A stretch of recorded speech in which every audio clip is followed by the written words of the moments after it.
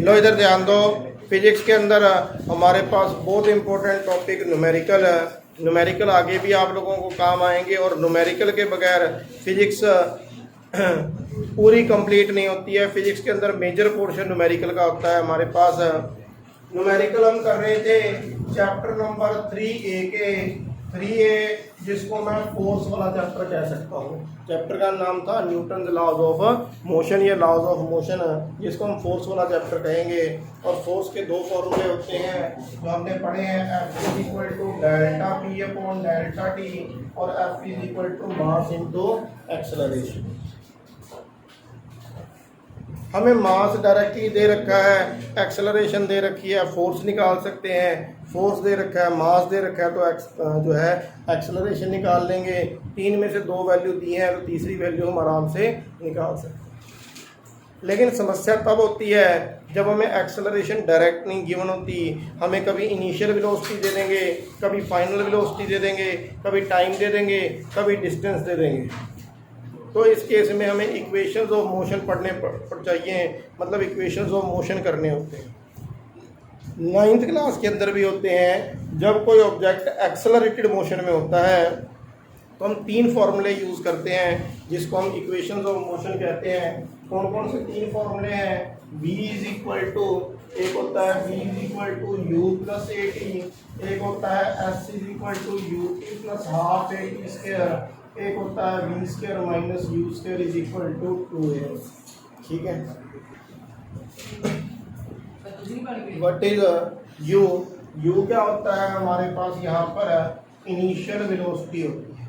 क्या होता है यू? क्या है? Initial velocity. जब भी ऑब्जेक्ट स्टार्ट हो रहा है, चल रहा है, तो जो शुरू में वेलोसिटी होती है उसको हम क्या कहते हैं? Initial velocity. और वी क्या होता है? Final velocity. फाइनल वेलोसिटी होती है।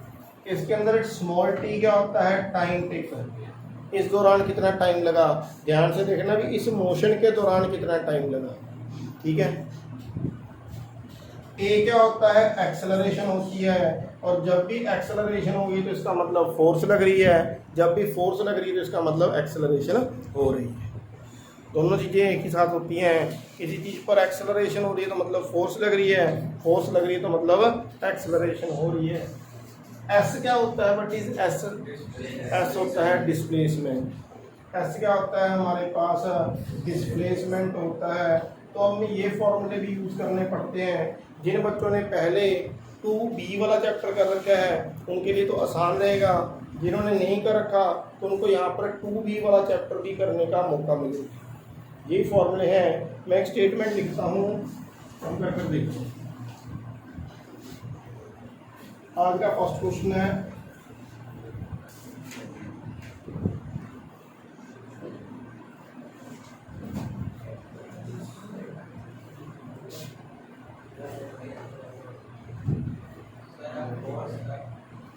फोर्स एक्स एक्ट कर रही है एक्स फॉर 8 सेकेंड्स।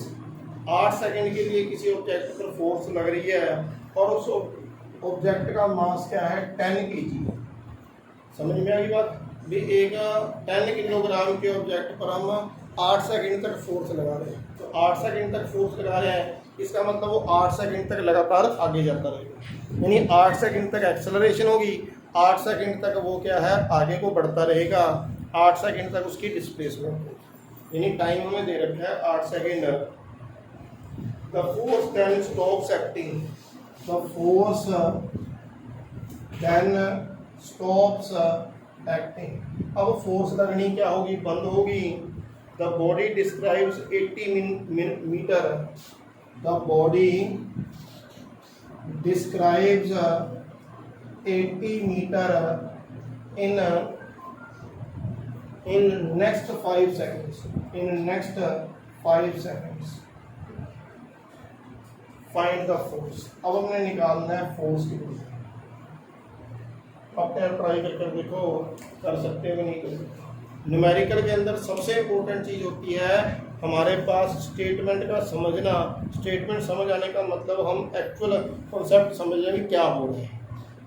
फिर सोचो हमें क्या क्या गिवन है, क्या हमने निकालना और क्या फॉर्मूला है।